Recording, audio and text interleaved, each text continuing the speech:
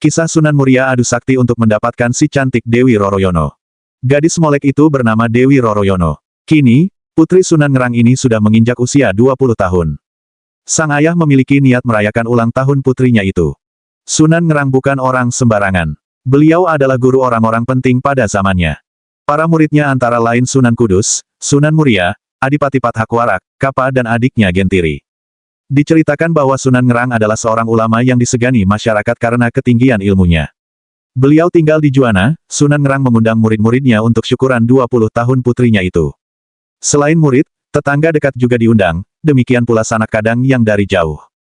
Setelah tamu berkumpul, Dewi Roroyono dan adiknya yaitu Dewi Roro Pujiwati keluar menghidangkan makanan dan minuman. Keduanya adalah dara-dara yang cantik rupawan. Terutama Dewi Roroyono yang berusia 20 tahun, bagaikan bunga yang sedang mekar-mekarnya. Bagi Sunan Kudus dan Sunan Muria yang sudah berbekal ilmu agama dapat menahan pandangan matanya sehingga tidak terseret oleh godaan setan. Tapi seorang murid Sunan Ngerang yang lain yaitu Adipati Pathakwarak memandang Dewi Roroyono dengan mata tidak berkedip menikmati kecantikan gadis itu. Sewaktu menjadi cantrik atau murid Sunan Ngerang, yaitu ketika Pathakwarak belum menjadi adipati, Roroyono masih kecil, belum nampak benar kecantikannya yang memesona. Sekarang, gadis itu benar-benar membuat Adipati Pathakwarak tergila-gila. Sepasang matanya hampir melotot memandangi gadis itu terus-menerus. Karena dibakar birahi yang menyala, Pathakwarak tidak bisa menahan dirinya. Dia menggoda Roroyono dengan ucapan-ucapan yang tidak pantas. Lelaki mulai bertindak kurang ajar, jelas saja Dewi Roroyono merasa malu sekali, lebih-lebih ketika lelaki itu berlaku kurang ajar dengan memegangi bagian-bagian tubuhnya yang tak pantas disentuh. Si gadis naik pitam, nampan berisi minuman yang dibawanya sengaja ditumpahkan ke pakaian sang adipati. Pathakwarak menyumpah-nyumpah. Ia naik pitam, sementara para tamu menertawakan kekonyolannya itu. Hampir saja Dewi Roroyono ditamparnya kalau tidak ingat bahwa gadis itu adalah putri gurunya. Dewi Roroyono memilih lari masuk ke dalam kamarnya. Gadis itu menangis sejadi-jadinya karena dipermalukan oleh Pathakwarak. Malam hari tamu-tamu dari dekat sudah pulang ke tempatnya masing-masing. Tamu dari jauh terpaksa menginap di rumah Sunan Ngerang. Mereka yang menginap itu termasuk Pathakwarak dan Sunan Muria. Pathakwarak memiliki niat tak terpuji. Lelaki yang sudah dibakar nafsunya itu tak dapat memejamkan mata kendati malam telah larut. Pathakwarak kemudian bangkit dari tidurnya mengendap-endap ke kamar Dewi Roroyono. Gadis itu disirapnya sehingga tak sadarkan diri. Kemudian melalui genteng Pathakwarak melorot turun dan membawa lari gadis itu melalui jendela. Dewi Roroyono dibawa lari ke Mandalika, wilayah Keling, Jepara. Setelah Sunan Ngerang mengetahui bahwa putrinya diculik oleh Pathakwarak, maka beliau berikrar siapa saja yang berhasil membawa putrinya itu bila perempuan akan dijadikan saudara Dewi Roroyono. Bila lelaki akan dinikahkan dengannya, tak ada yang menyatakan kesanggupannya. Karena semua orang telah maklum akan kehebatan dan kekejaman Pathakwarak. Hanya Sunan Muria yang bersedia memenuhi harapan Sunan Ngerang. Saya akan berusaha mengambil Diajeng Roroyono dari tangan Pathakwarak, ujar Sunan Muria menyatakan kesanggupannya. Maka berangkatlah Sunan Muria ke Keling. Hanya saja, di tengah perjalanan Sunan Muria bertemu dengan Kapa dan Gentiri, adik seperguruan yang lebih dahulu pulang sebelum acara syukuran berakhir. "Mengapa Kakang tampak tergesa-gesa?" tanya Kapa, merasa heran melihat Sunan Muria berlari cepat menuju arah Keling. Sunan Muria pun menceritakan penculikan Dewi Roroyono oleh Pathakwarak. Kapa dan Gentiri sangat menghormati Sunan Muria sebagai saudara seperguruan yang lebih tua. Keduanya lantas menyatakan diri untuk membantu Sunan Muria merebut kembali Dewi Roroyono.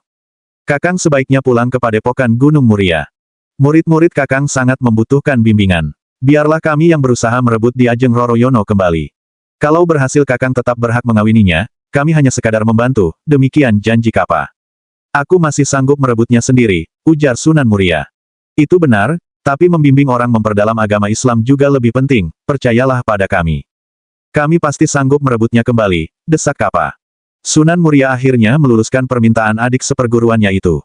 Rasanya tidak enak menolak seseorang yang hendak berbuat baik. Lagi pula ia harus menengok para santrinya di Padepokan Gunung Muria. Dalam menjalankan tugas merebut Dewi Roroyono dari tangan Pathakwarak, Kapa dan Gentiri meminta bantuan Wiku Lodang di Pulau Seprapat yang dikenal sebagai tokoh sakti yang jarang tandingannya. Usaha mereka berhasil. Dewi Roroyono dikembalikan ke Ngerang. Di sisi lain, Sunan Muria gelisah menanti kabar hasil kerja kedua saudara seperguruannya itu. Ia pun segera pergi ke Ngerang untuk mengecek langsung. Ia ingin mengetahui perkembangan usaha Kapa dan Gentiri. Di tengah jalan Sunan Muria bertemu dengan Adipati Pathakwarak yang memacu kudanya. "Hai Pathakwarak, berhenti kau!" bentak Sunan Muria, menghadang lari kudanya. Pathakwarak terpaksa menarik kekang kudanya. "Minggir! Jangan menghalangi jalanku. Hardik Pathakwarak. Boleh, asal kau kembalikan Dewi Roroyono. Roroyono sudah dibawa Kapa dan Gentiri. Kini aku hendak mengejar mereka. Umpat Pathakwarak. Untuk apa kau mengejar mereka? Tanya Sunan Muria. Merebutnya kembali. Jawab Pathakwarak dengan sengit. Kalau begitu langkahi dulu mayatku, Roroyono telah dijodohkan denganku. Ujar Sunan Muria, melompat dari punggung kudanya, disusul Pathakwarak. Dia merangsak ke arah Sunan Muria dengan jurus-jurus cakar harimau. Tapi dia bukan tandingan Sunan Muria yang memiliki segudang kesaktian. Hanya dalam beberapa kali gebrakan, Pathakwarak roboh di tanah. Seluruh kesaktiannya seakan lenyap dan ia menjadi lumpuh, tak mampu untuk bangkit berdiri apalagi berjalan. Sunan Muria kemudian meneruskan perjalanan ke Juana. Kedatangannya disambut gembira oleh Sunan Ngerang. Karena Kapa dan Gentiri telah bercerita secara jujur bahwa mereka sendirilah yang memaksa mengambil alih tugas Sunan Muria mencari Roroyono, maka Sunan Ngerang pada akhirnya menjodohkan Dewi Roroyono dengan Sunan Muria. Upacara pernikahan pun segera dilaksanakan. Kapa dan Gentiri yang berjasa besar itu diberi hadiah tanah di Desa Buntar. Dengan hadiah itu keduanya sudah menjadi orang kaya yang kehidupannya serba berkecukupan. Sedangkan Sunan Muria segera memboyong istrinya ke padepokan Gunung Muria. Mereka hidup bahagia, karena merupakan pasangan yang ideal.